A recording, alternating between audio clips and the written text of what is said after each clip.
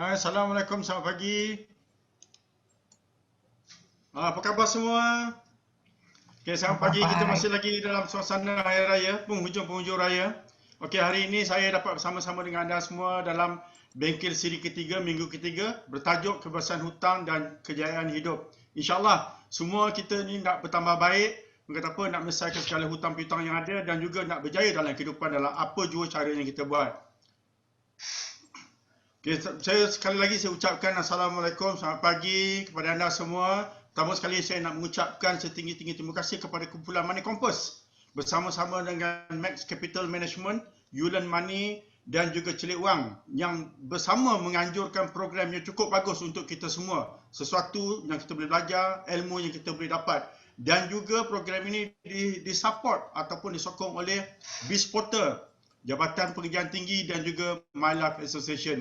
Jadi kepada anda semua, selamat datang sekali lagi saya ucapkan. Semoga kita dapat bersama-sama menimba sedikit ilmu daripada perkongsian yang saya ingin sampaikan. Saya juga mengucapkan terima kasih juga kepada pengacara kita, Cik Nazrah, yang juga akan dibantu oleh Cik Hawa dan juga teknikal-teknikal tim yang akan bersama-sama kita bersara langsung sehingga penghujung rancangan, insyaAllah.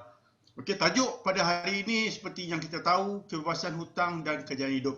Semua orang kata apa, bersedia untuk membaiki kehidupan. Itu sebabnya hari ini kita dapat bersama-sama bersara langsung. Dan semua orang pun tidak boleh lari daripada berhutang dan juga tidak boleh lari daripada kata apa, memulakan sedikit-sedikit pinjaman. Tapi bagaimanapun kelangsungan hidup memerlukan kita hidup di dalam kredit. Bukannya hutang piutang yang terpaksa kita tanggung seterusnya. Jadi pada untuk hari ini, saya akan membicarakan beberapa perkara iaitu berkenaan pembelian kereta, pembelian rumah dan juga bagaimana kita nak uruskan kewangan, sedikit tentang urusan kewangan. Walaupun tadi Cik Nimala daripada AKPK telah menyentuh secara detail berkenaan dengan pengurusan kewangan dan juga aliran tunai, kita sedikit sebanyak mungkin perkongsian kita boleh bincangkan di sini. Next slide please. Okey, kalau kita katakan bertanya pada diri kita, semua orang nak kereta, semua orang ingin memiliki kereta. Apa jenis kereta? Semua orang kalau boleh semua nak yang terbaik. Kereta yang kata apa boleh memberi kita sesuatu kenikmatan dalam kehidupan. Kereta itu adalah simbol. Kereta itu adalah simbol.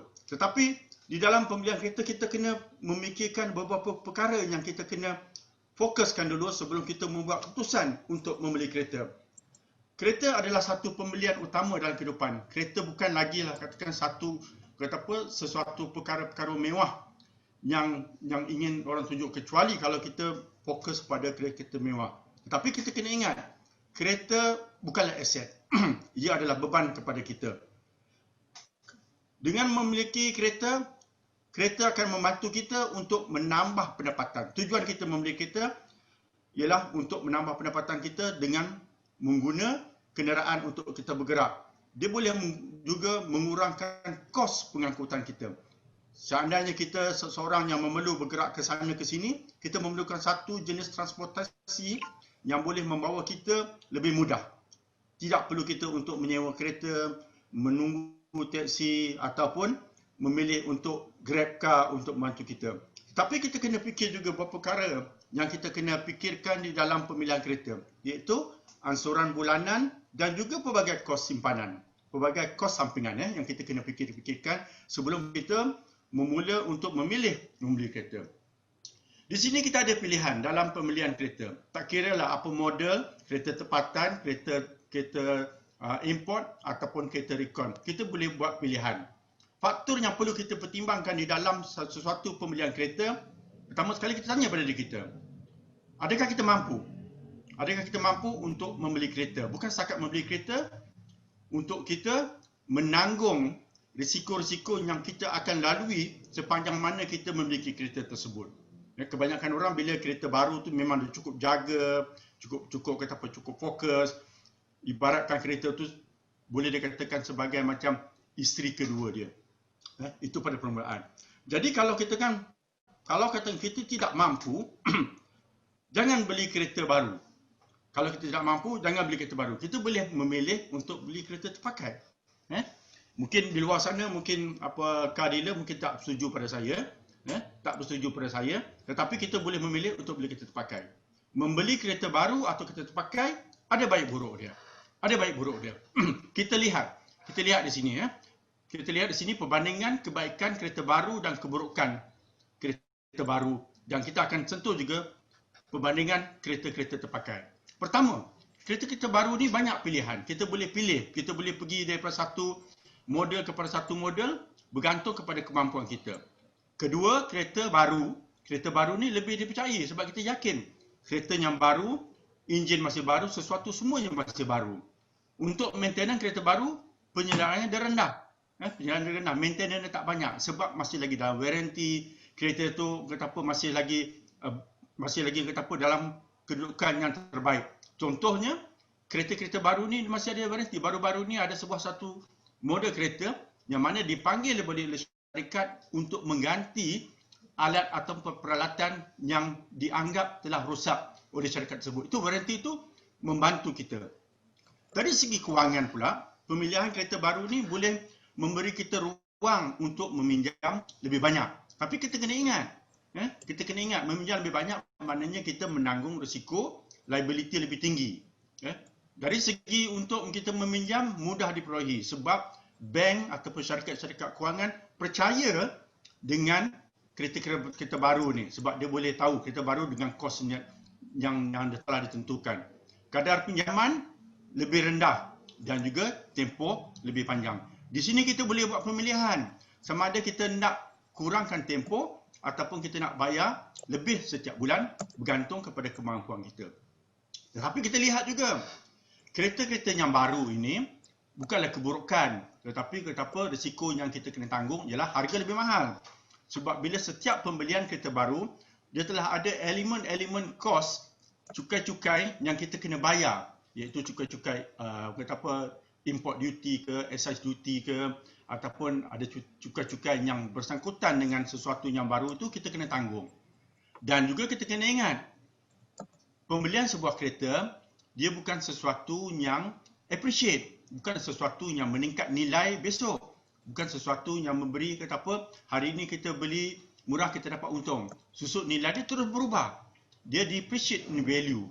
Segera, hari ini kereta baru keluar showroom saja, besoknya kalau kita jual, terus nilai dia susut. Banyak nilai akan susut. Yang ketiga, premium insurans ataupun sumbangan takaful tinggi. Sebab kos ataupun nilai kereta itu tinggi.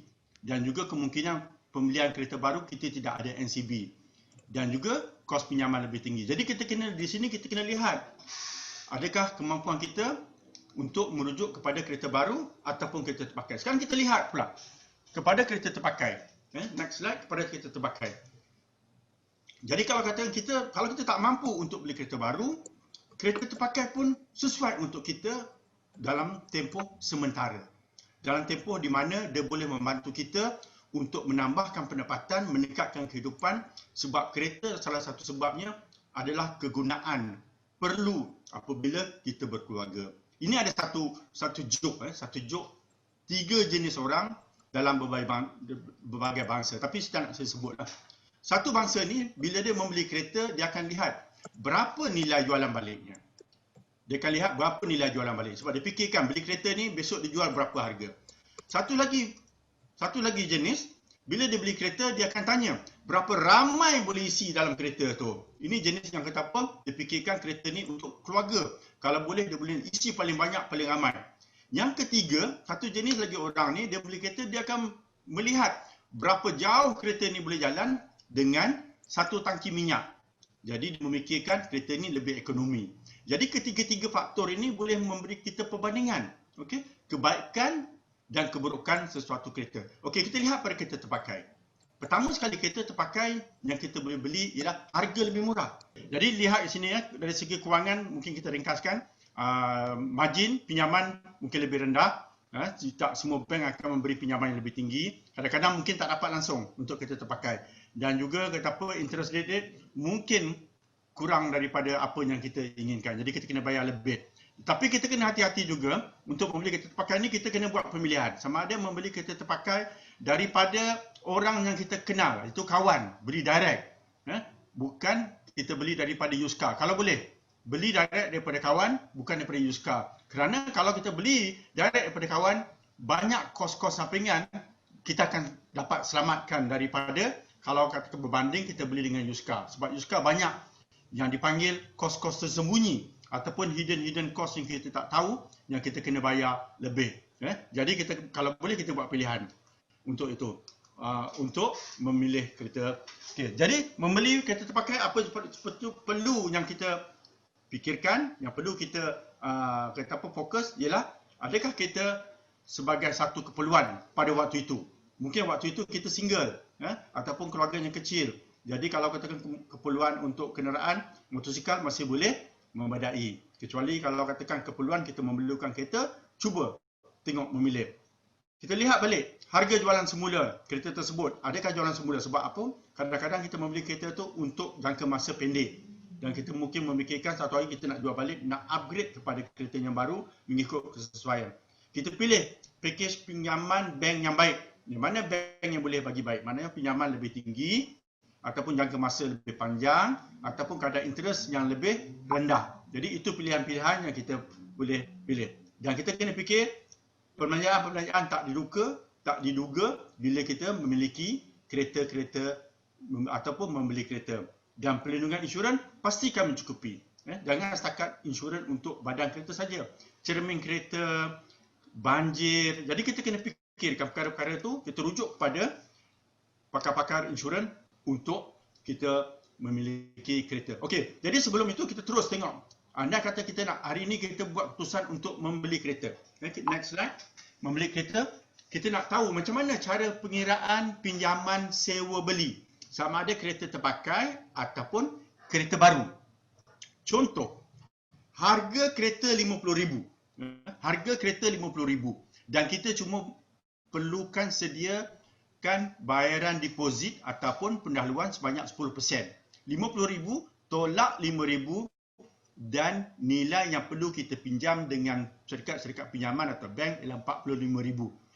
Contoh, pada waktu itu kadar 5% setahun. Contoh, jadi tempoh pinjaman yang kita ingin ataupun kemampuan yang kita boleh gunakan waktu itu 5 tahun ataupun 60 bulan. Jadi apa yang kita perlu cari di sini ialah kadar faedah yang dikenakan sama jumlah faedah yang akan dikenakan, cara pengiraan. Pinjaman kita RM45,000, kadar faedah 5% dan tempoh pinjaman 5 tahun. Pinjaman RM45,000, kadar faedah 5% dan tempoh pinjaman 60 bulan atau 5 tahun.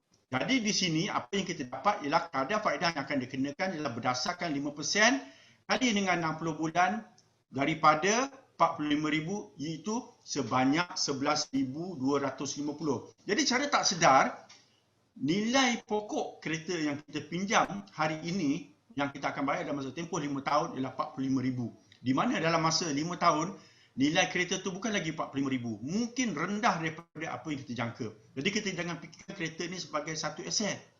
Kereta ini ialah satu beban yang kita kena tanggung. Itu dinamakan sewa beli. Kita sewa dulu dan kita akan bayar habis baru kereta tu kita beli. Okey. Kita tak nampak RM45,000 campur dengan RM11,250 sebenarnya jumlah pinjaman kita termasuk dengan faedah ialah RM56,250. Jadi kalau boleh kita jangan panjangkan pinjaman, pendekkan pinjaman dan cari interest yang lebih rendah untuk dapat kadar bayaran bulanan yang lebih baik. Jadi jumlah ansuran bulanan waktu itu ialah sebanyak RM56,250 bagi dengan 60 bulan sebanyak RM938. Mudah. Semua orang boleh kira. Ini adalah cara pengiraan secara flat, secara rata. Senang saja. Semua orang boleh kira. Dapat? Jadi anda boleh tengok ini sebagai satu contoh pengiraan untuk kita buat rujukan bila kita nak beli kereta ataupun nak tukar kereta. Ataupun kita nak kira balik kita punya pinjaman kereta. Adakah dia mengikut bajet yang kita inginkan setiap bulan. Okay. Jadi seterusnya, kita tengok pada kos sebenar. Kos sebenar membeli kereta. Kos sebenar. Okey, ini kita kira. Waktu saya pun tinggal singkat lagi. Bayaran bulanan tadi RM938 Capitan, okey, 45,000, 5%, 5 tahun. Insurans kita kena ambil kira. Sebab insurans dia akan berdasarkan nilai kereta. Ya, nilai kereta. Kalau ikut situ, insurans adalah mungkin dalam 1,500 berdasarkan nilai 45,000 dan tak ada NCB. Dan road tax kereta ataupun cukai jalan ialah RM90. Ini bagi kereta yang CC dia 1.6 ke bawah saja. Ya, kita beruntung. Kalau kan kereta yang lebih daripada situ, road tax dia mahal. Untuk kereta yang kurang daripada 1.6, RM90 saja. Ada juga kereta yang cuma RM20 saja sebulan. Ya, RM20 minta setahun. Okay? Jadi kita kira, kita pecahkan jumlah keseluruhan tu kepada jumlah bulanan yang mana RM1,071. Itulah kos yang kita kena tanggung setiap bulan. Jadi kos yang boleh ubah, tadi itu kos tetap, kos yang boleh ubah ialah petrol. Berapa penggunaan kereta setiap bulan? Berapa jarak yang kita perlu gerakkan? Adakah kita perlu menggunakan kereta setiap hari? Servis dan maintenance berdasarkan anggaran saja, dan juga kalau ada kos-kos parking, sewa tapak di tempat kita, jadi semua kena kos. Jadi keseluruhan kat situ kalau kita gabungkan, hampir dia akan menggunakan kewangan kita sebanyak 1,500. Jadi kita kena ambil kira, inilah persediaan kita di dalam kos tambungan. Okey, jadi kita boleh memikir juga kalau kita dah ada katakan kemampuan yang lebih, kita nak buat early settlement. Kita tak nak, walaupun kita dah sign agreement sebanyak 5 tahun atau 60 bulan, tiba-tiba lepas 2 tahun kita nak settle dah.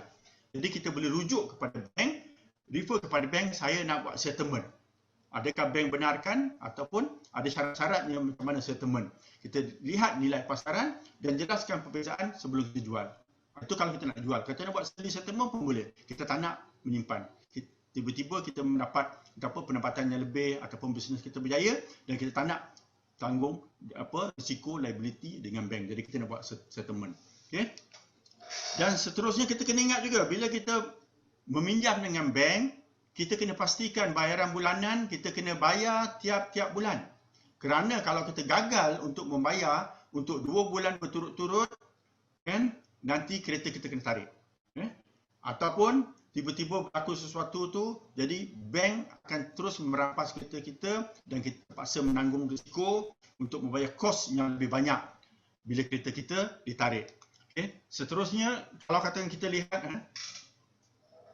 okey, kita pastikan, kalau kita pastikan, okey, kita seterusnya saya ringkaskan, kita nak pergi kepada pembelian rumah. Dua perkara, kereta dengan pembelian rumah adalah satu tanggungan yang kita kena tanggung dalam satu pemilihan dalam kos yang besar. Pembelian rumah, kalau kita lihat, pembelian rumah adalah satu perkara yang kita kena fikir betul-betul kerana bila kita beli rumah itu adalah satu liability kita yang besar. Satu liability yang besar dan jangka masanya panjang. Okay? Jadi kalau katakan kita memilih, kalau kita mampu juga seperti beli kereta, kalau kita mampu, kita pilih untuk beli rumah. Tapi kita kena fikir banyak perkara yang kita kena faham. Pertama sekali, fahami proses pembelian dan pengurusan pinjaman. Adakah dia menjimatkan masa kita dan menjimatkan wang. Dan kalau boleh, kita ketepikan kalau sesuatu yang kita tidak pasti. Sebab dia akan mengganggu kita dalam kita punya pengurusan kewangan. Kalau kita tak mampu, kita boleh juga menyewa. Menyewa. Kalau kita tidak ada bayaran pendahuluan ataupun kita tidak mampu ansuran. Bila kita dah kira dia punya mortgage loan dia berapa, kita boleh pilih untuk menyewa. Penyewa untuk sementara. Jadi kita lihat, tunggu. Sekarang ni, mungkin sekarang nilai pasaran rumah dah turun. Nilai pasaran rumah dah turun dan kita adalah waktu terbaik kita boleh membeli waktu sekarang. Itu maknanya beli rumah yang dah sedia ada. Kalau rumah yang baru tu kemungkinan kita kena ikut harga jualan dia berapa. Jadi yang seterusnya sebelum kita berfikir untuk membeli rumah, kita kena fikir faktor-faktor iaitu faktor lokasi dan jenis rumah. Jangan kita fikirkan di lokasi di sini bagus dengan kebaikan ini. Tapi kita fikirkan kadang-kadang ada pernah berlaku sesuatu kediaman atau perumahan itu tiba-tiba terus jatuh nilai rumahnya disebabkan sesuatu perkara. Contohnya apa yang berlaku dulu sewaktu JE. Ramai orang yang berebut-rebut membeli rumah di sekitar kawasan KL. Tiba-tiba bila JE menyerang banyak rumah di situ terus hilang nilai. tinggalkan rumah ataupun kawasan situ telah tidak didiami orang. Jadi kita kena memikirkan perkara-perkara sebelum kita memilih rumah, lokasi. Okay? Dan jadi kita banyak lagi perkara-perkara kos-kos lain yang kita fikirkan. Okay, antaranya ialah lokasi rumah, jenis hak tanah, pemajunya, kan? Jenis pemajunya, jenis pegangan hak miliknya macam mana.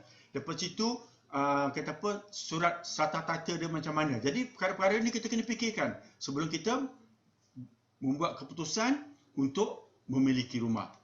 Okay. Jadi kita lihat pada faktor kewangan seperti yang anda lihat di slide sana, faktor kewangan. Pertama sekali, periksa aliran tunai kita dan nilai harta bersih. Ya, bagaimana? Adakah kita mampu untuk bayaran pendahuluan untuk memiliki rumah itu? Biasanya dalam 10 hingga 20%. Dan kos-kos berkaitan yang lain tu mungkin 5 hingga 10%. Mungkin yuran guaman, duty stamp, jadi insurans kebakaran seperti yang diperlukan dan juga insurans mortgage. Kita ada mortgage reducing term insurance, kita ada mortgage reducing term takaful. Jadi perkara-perkara ini kita kena ambil nilai, kena ambil kira supaya kita boleh bersiap sedia dalam proses untuk memiliki aset kita yang kedua. Yang tadi kereta tu kita kadang-kadang orang panggil aset juga, tapi sebenarnya dia lebih beban. Jadi aset yang kedua, rumah. Sebab apa? Rumah bila kita beli, dia ada nilai yang dipanggil appreciation value. Appreciate value. Nilai dia akan meningkat dari masa ke semasa, dari tahun ke tahun. Dan katakan, jadi kita kena fikirkan juga perkara-perkara lain seperti maintenance rumah, kita nak ubah suai ke apa kan. Jadi itu kita kena fikir. Jadi untuk melayakkan kita dari segi kemampuan kewangan untuk memiliki rumah, kita lihat ialah nisbah hutang kita dengan pendapatan kita. Cukup tak? Biasanya bank akan lihat kepada kemampuan kita.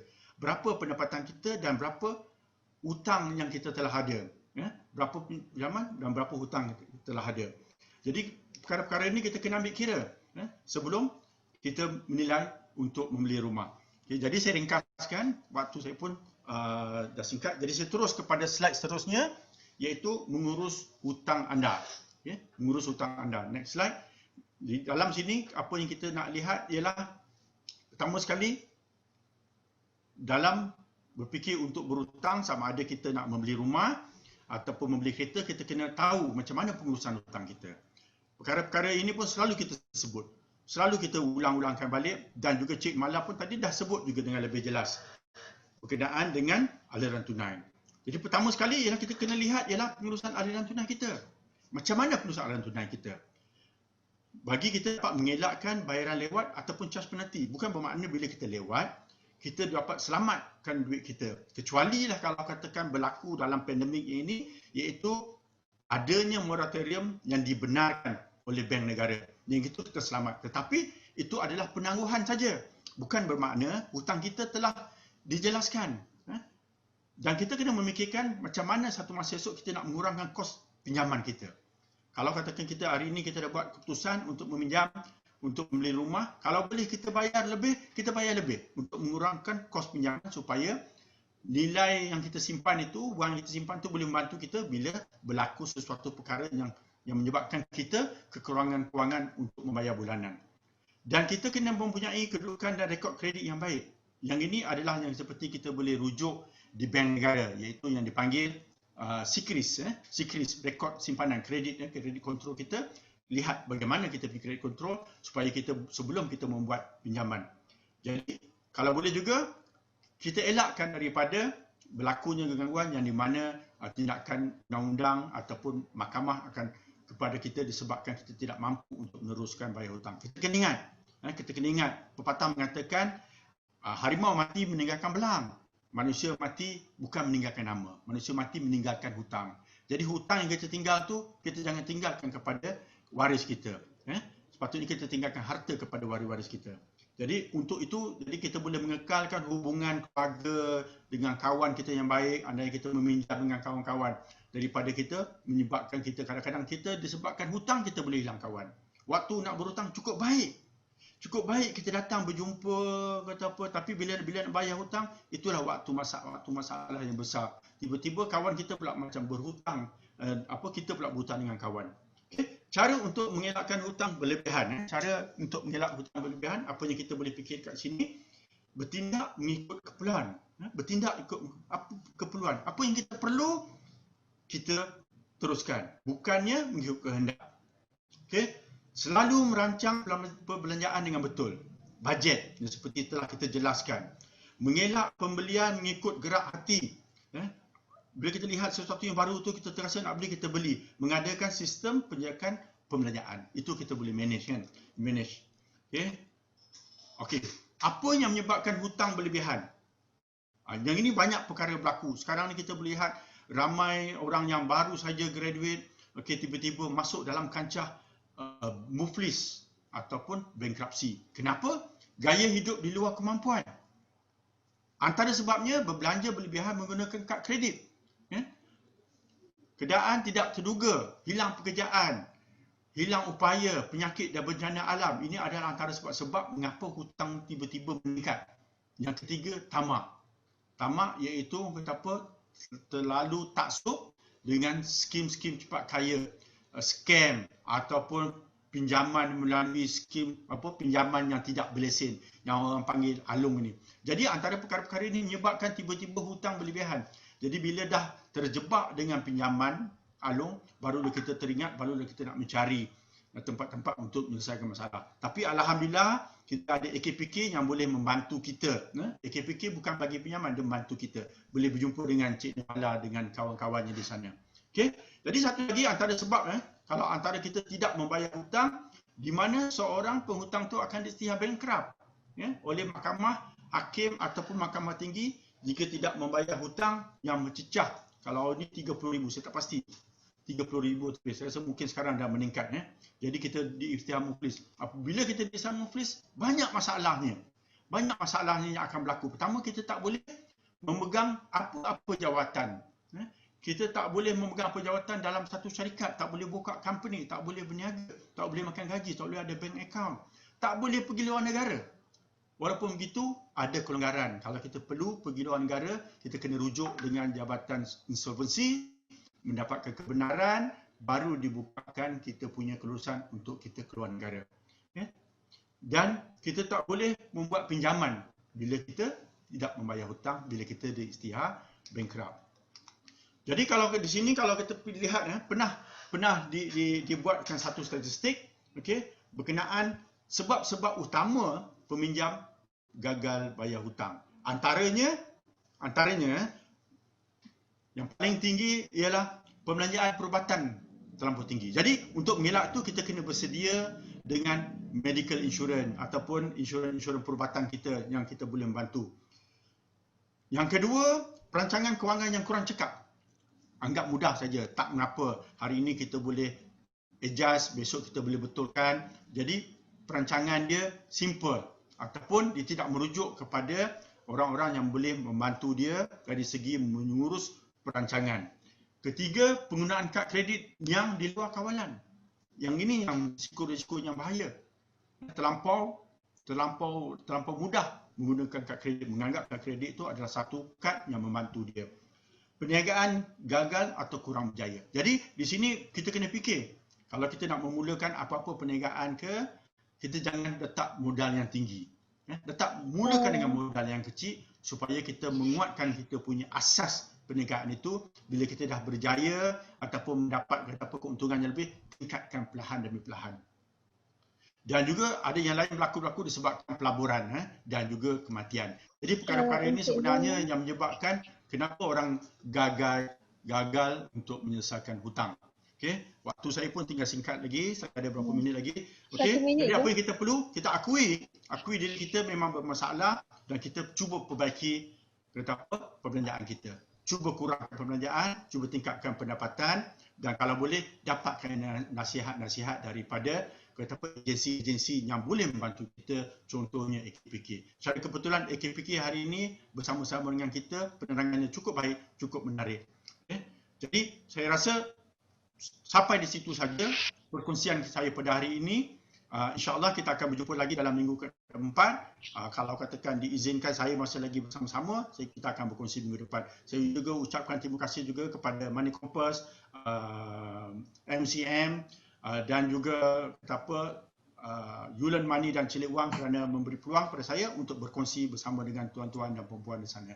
Saya sudahi dengan wabillahi taufiq wa hidayah. Wassalamualaikum warahmatullahi wabarakatuh. Terima kasih.